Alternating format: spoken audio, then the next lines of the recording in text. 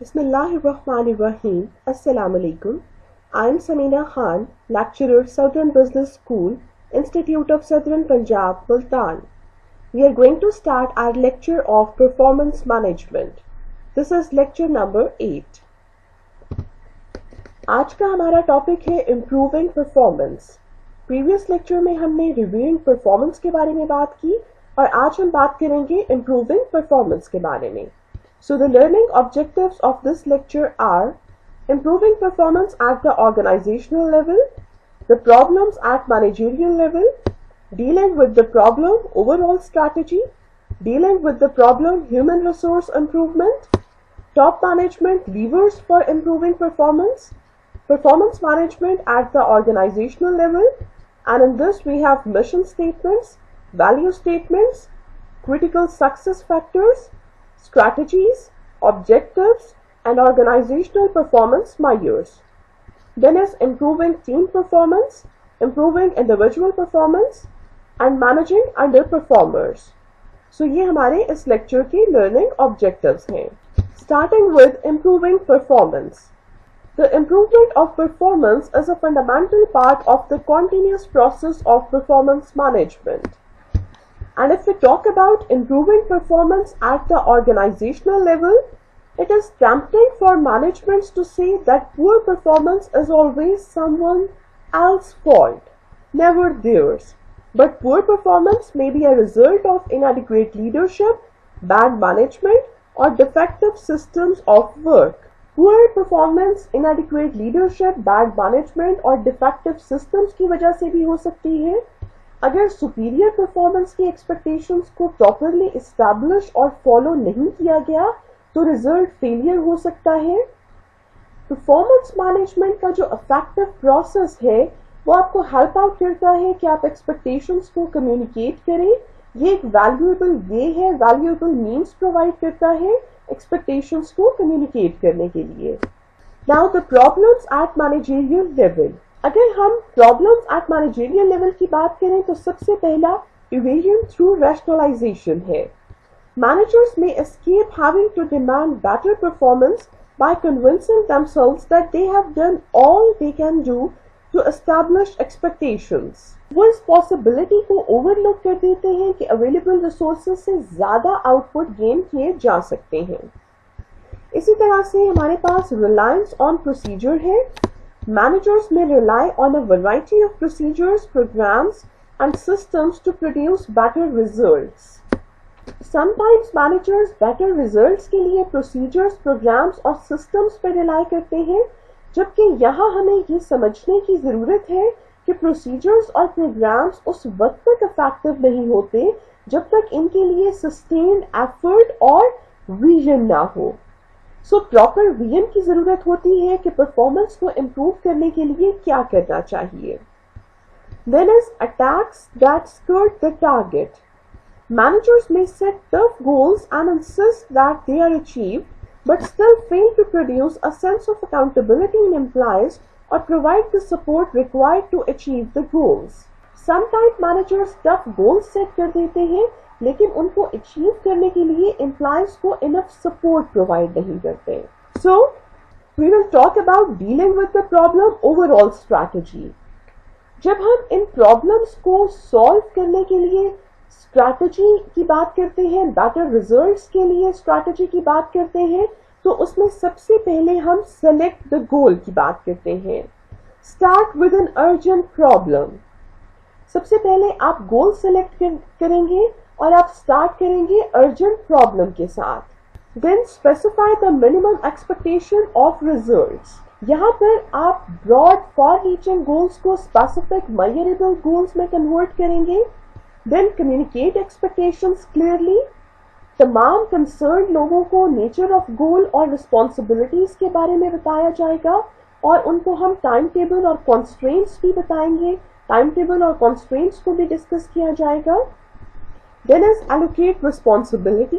Allocate responsibility for achieving each goal to one person even though the contribution of that person's team may be essential for success. अब जब responsibility allocate की जाती है तो ये ensure करना होता है कि जो मैनेजर गोल अचीव करने के लिए रिस्पॉन्सिबल है उसके पास रिटन वर्क प्लान हो और इस प्लान में स्पेसिफाई किया जाए कि प्रोग्रेस को किस तरह से मेजर और रिपोर्ट किया जाएगा. Then expand and extend the process. Once success has been achieved on the first set of demands, it should be possible to repeat the process based on new goals or an extension of the first goal. Now dealing with the problem, human resource improvement.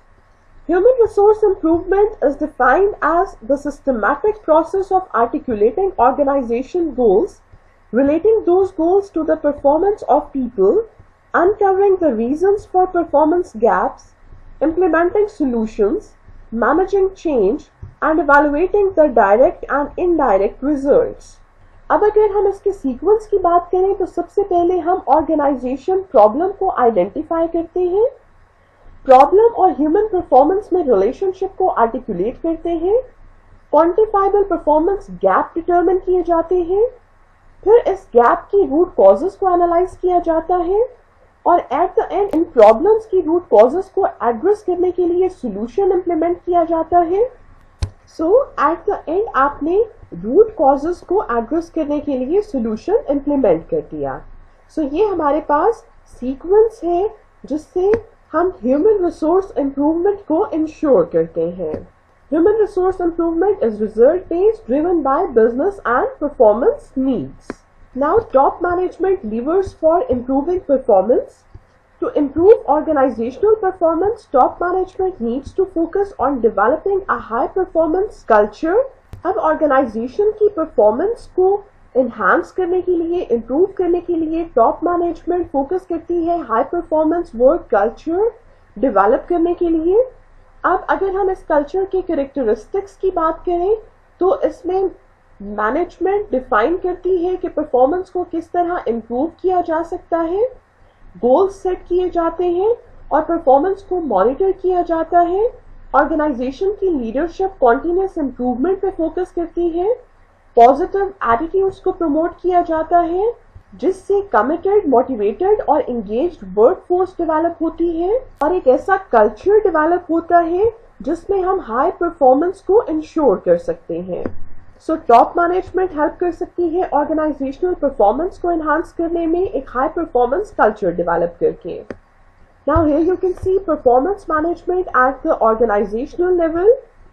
सो आप process of performance management को organisational level पर देख सकते हैं इस figure में. अब इसके वेरियस पार्ट्स को हम वन बाय वन डिस्कस करेंगे, starting with mission statements. The start of the performance management process is the formulation of a mission statement.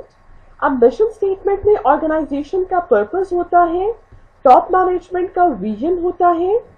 ये आपको foundation provide करती है जिससे आप critical success factors को determine करते हैं, core values define की जाती हैं और ये as a lever for change act करती है.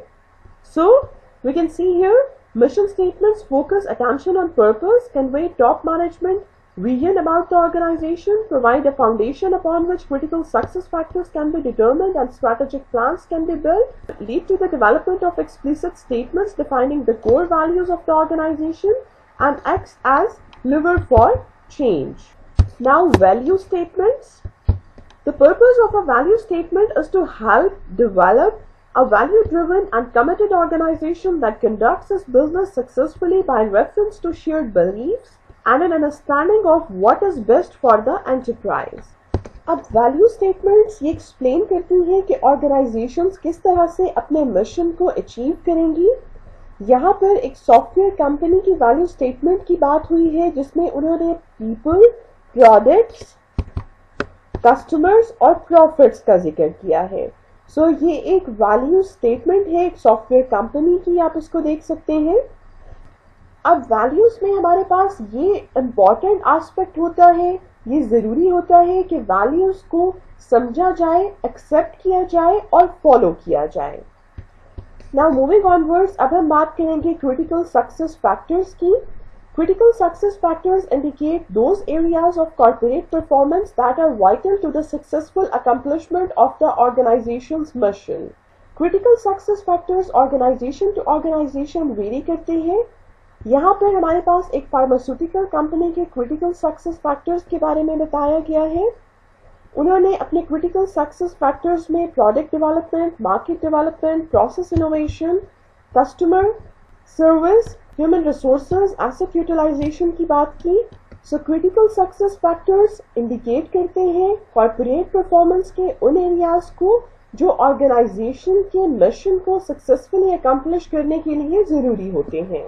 Now strategies are declarations of intent. They define the direction in which the organization is going in order to achieve its mission. At corporate level, they are means of expressing the vision of top management about where they want to be in the longer term and broadly how they want to get there. अब strategies में हम vision और direction की बात करते हैं and strategies may be set out under such headings as corporate strategies. अगर हम कॉर्पोरेट स्ट्रैटेजीज की बात करें तो corporate strategies long term growth, increase profitability, product market development, diversification, acquisition, investment और डिसइन्वेस्टमेंट के लिए डेवलप की जा सकती हैं। इसी तरह से हमारे पास मार्केटिंग स्ट्रैटेजीज होती हैं। देन आर ऑपरेशन स्ट्रैटेजीज में हम फ्यूचर ऑपरेटिंग रिसोर्सेज और रिक्वायर्ड सिस्टम्स की बात करते हैं। Then are research and development strategies की अगर हम बात करें तो इसमें the thrust of research and development activities in the light of assist market needs and opportunities. इसके अलावा ह्यूमन रिसोर्स स्ट्रैटेजीज में हम ह्यूमन रिसोर्स को एक्वायर, मोटिवेट और डेवलप करने के लिए स्ट्रैटेजीज पे काम करते हैं। Then finance, the acquisition and utilisation of the resources required by the company to its best advantage. हमारे पास फाइनेंस स्ट्रैटेजीज भी हो सकती हैं। Then IT, the information technology requirements of the firm needed to support growth and improve organizational effectiveness. So हमारे पास different types of strategies हो सकती हैं। हम इनको different headings में divide कर देते हैं और ये different strategies आपके different functional units की needs के according होती हैं। इसी तरह से जब हम objectives की बात करते हैं तो objectives में आपके पास financial objectives हो सकते हैं, product market development से relevant objective हो सकते हैं, ऑपरेशनल डेवलपमेंट से रेलेवेंट ऑब्जेक्टिव हो सकते हैं, परफॉर्मेंस इंप्रूवमेंट के ऑब्जेक्टिव्स हो सकते हैं कि आपने परफॉर्मेंस को किस तरह से इंप्रूव करना है, ग्रोथ से रेलेवेंट ऑब्जेक्टिव हो सकते हैं कि आपने एक्वायर करना है, मर्जर की तरफ जाना है, जॉइंट वेंचर की तरफ जाना है, तो इससे रेलेवेंट ऑब्जेक्टिव्स हो सकते हैं। पीपल से रेलेवेंट ऑब्जेक्टिव्स हो सकते हैं कि स्ट्रैटेजीज आप डेवलप कर सकते हैं for making the organization a compelling place to work. तो ऑब्जेक्टिव जो है वो इन डिफरेंट हेडिंग्स के अंडर हो सकते हैं। Now, organizational performance measures. It is necessary to measure achievements and progress against objectives, and organizations have therefore to decide what measures should be used. तो जब हम key measures की बात करते हैं, the key measures are likely to include those concerned with financial performance, operational performance, and people performance. Financial performance में आपके पास sales, profits, return on capital employed, economic value added, earning per share price, earning ratio हो सकती है। Operational performance में आपके पास measures होते हैं जो क्रिटिकल सक्सेस फैक्टर्स से रिलेटेड होते हैं और पीपल परफॉर्मेंस में आपके पास मेजर्स होते हैं फॉर एग्जांपल प्रॉफिट, सेल्स और added value per employee payroll, cost as a percentage of sales, output per employee, productivity. तो इस तरह के मेजर्स आपके पास हो सकते हैं पीपल परफॉर्मेंस में। सो की मेजर्स में हम financial performance measures, operational performance और पीपल परफॉर्मेंस की बात करते हैं। Now improving team performance. First is setting objectives. Team objectives can be concerned either with the achievement of work targets and standards और with the way in which the team operates. अगर हम work objectives की बात करें तो team के work objectives individual के objectives की तरह फॉर्मुलेट किए जाते हैं। ये ऑर्गेनाइजेशन के मिशन और ओवरऑल ऑब्जेक्टिव से रिलेटेड होंगे और टीम जिस यूनिट में काम कर रही है उससे भी रेलेवेंट होंगे।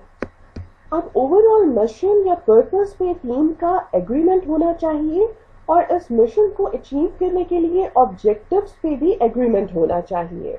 सो इट्स वेरी इंपॉर्टेंट कि एग्रीमेंट डेवलप किया जाए मिशन पर और ऑब्जेक्टिव्स के हम इस मिशन को किस तरह से अचीव करेंगे उन पर भी एग्रीमेंट डेवलप करने की ज़रूरत होती है। Now team working objectives. Team working objectives could be agreed on such matters as working together, contribution of team members, decision making, and getting into action. Then work plans. It is important for teams to get together to create plans for achieving their agreed objectives. Work plans में programs, priorities, responsibilities, timetable और budget को specify किया जाएगा और इसमें हमारे पास performance को monitor करने और फीडबैक प्रोवाइड करने के लिए भी अरेंजमेंट्स होंगे। इसी तरह टीम के लिए अपने क्रिटिकल सक्सेस फैक्टर्स को डिस्कस करना भी इम्पोर्टेंट होता है। Now teams that are closely involved in setting objectives monitor their own performance against those objectives and take action to deal with problems without referring to a higher authority could be regarded as self-managed teams। अब यहाँ पर self-managed teams की definition दी हुई है कि वो teams जो closely involve होती हैं अपने ऑब्जेक्टिव्स को सेट करने में, ऑब्जेक्टिव्स के अगेंस्ट अपनी परफॉर्मेंस को मॉनिटर कर रही होती हैं और अगर कोई प्रॉब्लम्स होती हैं तो उन प्रॉब्लम्स को प्रॉपरली इफेक्टिवली खुद ही डील कर रहे होते हैं without referring to a higher authority. ऐसी टीम्स को हम सेल्फ मैनेज टीम्स कहते हैं। Now team performance reviews. Team performance review meetings analyze and assess feedback and control information on their joint achievements against objective and work plans. अब agenda में हमारे पास journal review होता है और वर्क रिव्यू होता है। इसी तरह से हमारे पास ग्रुप प्रॉब्लम सॉल्विंग में मेजर प्रॉब्लम्स के रीजंस को एनालाइज किया जाता है ताकि उन्हें सॉल्व किया जा सके और फ्यूचर में दोबारा प्रॉब्लम ना हो।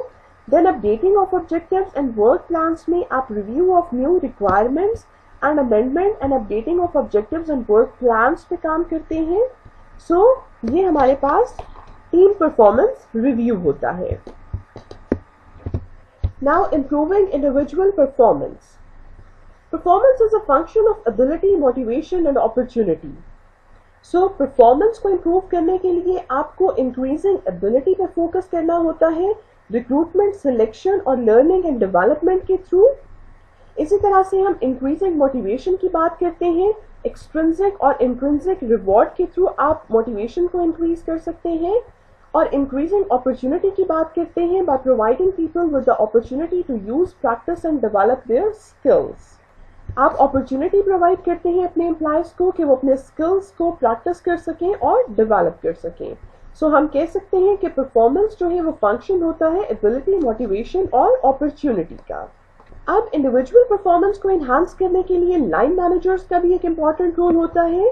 Line managers play a pivotal role in this by encouraging discretionary learning and supporting it through coaching and mentoring.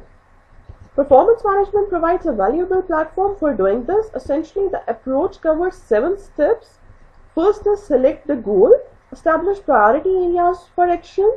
सबसे पहले आप गोल को सिलेक्ट करते हैं, फिर आप एक्सपेक्टेशंस को डिफाइन करते हैं, टारगेट्स और स्टैंडर्ड्स को डिफाइन करते हैं, परफॉर्मेंस मायर्स को डिफाइन करते हैं। परफॉर्मेंस मायर्स वो बेसिस जिस पर आप अपनी प्रोग्रेस को मॉनिटर कर रहे होंगे कि गोल हमने किस हद तक अचीव किया। Plan the improvement programme, act implement the improvement programme. आप इम्प्रूवमेंट प्रोग्राम को प्लान करते हैं और फिर इम्प्लीमेंट करते हैं।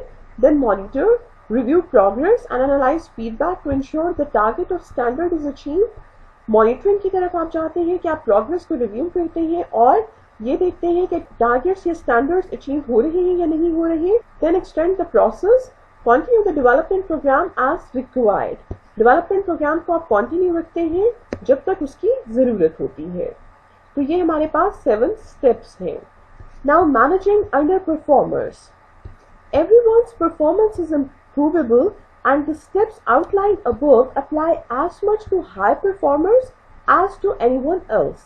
But special action may be required to deal with people who do not meet expectations.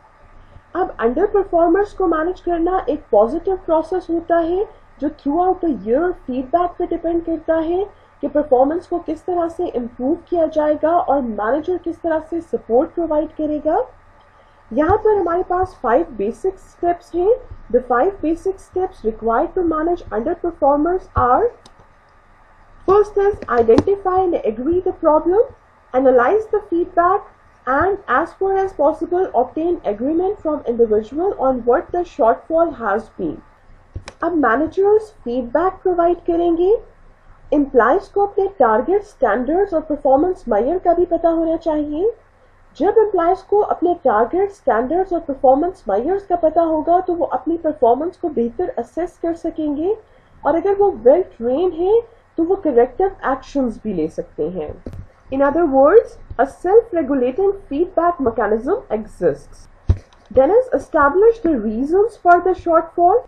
अब यहाँ पर मैनेजर और इंडिविजुअल का जो एम है वो ये होना चाहिए कि वो उन फैक्ट्स को आइडेंटिफाई कर सकें जिन्होंने कंट्रीब्यूट किया प्रॉब्लम की तरफ। यहाँ पर आप एक्सटर्नल कॉजेस को भी देखेंगे जो मैनेजर और इंडिविजुअल के कंट्रोल में नहीं होती, और वो फैक्टर्स जिनको इंडिविजुअल या मैनेजर्स कंट्रोल कर सकते हैं उनको भी देखेंगे। तो आप दोनों तरह के फैक्टर्स को देखेंगे, जिनको कंट्रोल किया जा सकता है और वो जिनको कंट्रोल नहीं किया जा सकता। Now decide and agree on the action required. Action may be taken by the individual, the manager, or both parties. This could include the individual taking steps to improve skills or change behavior. अब यहाँ पर आप decide करते हैं और agreement develop करते हैं कि कौन से एक्शंस रिक्वायर्ड हैं।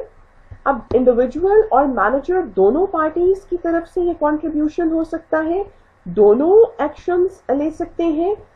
इसमें इंडिविजुअल जो है वो अपनी स्किल्स को इम्प्रूव कर सकता है और बिहेवियर चेंज कर सकता है। इंडिविजुअल अपने एटीट्यूड को चेंज कर सकता है। मैनेजर सपोर्ट और गाइडेंस प्रोवाइड कर सकता है। मैनेजर और इंडिविजुअल दोनों काम कर सकते हैं एक्सपेक्टेशंस को क्लैरिफाई करने पर। मैनेजर और इंडिविजुअल दोनों काम कर सकते हैं मिलकर के एबिलिटीज और स्किल्स को डेवलप किया जा सके। सो यहाँ पर हम एक्शन रिक्वायर्ड पर एग्रीमेंट डेवलप करते हैं। फीडबैक अरेंजमेंट्स होने चाहिए, दोनों पार्टीज को पता होना चाहिए जो भी एक्शन रिक्वायर्ड एग्री हुआ, जिस पर भी आपका एग्रीमेंट डेवलप हुआ, तो कैसे पता चलेगा कि आपने उस तरह से काम किया या नहीं किया। तो फीडबैक अरेंजमेंट्स होने चाहिए।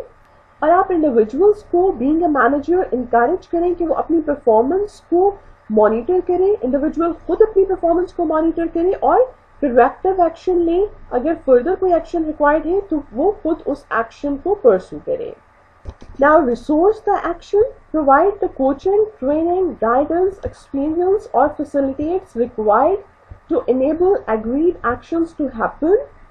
Then monitor and provide feedback. Both managers and individuals monitor performance, ensure that feedback is provided or obtained and analyzed, and agreed on any further actions that may be necessary.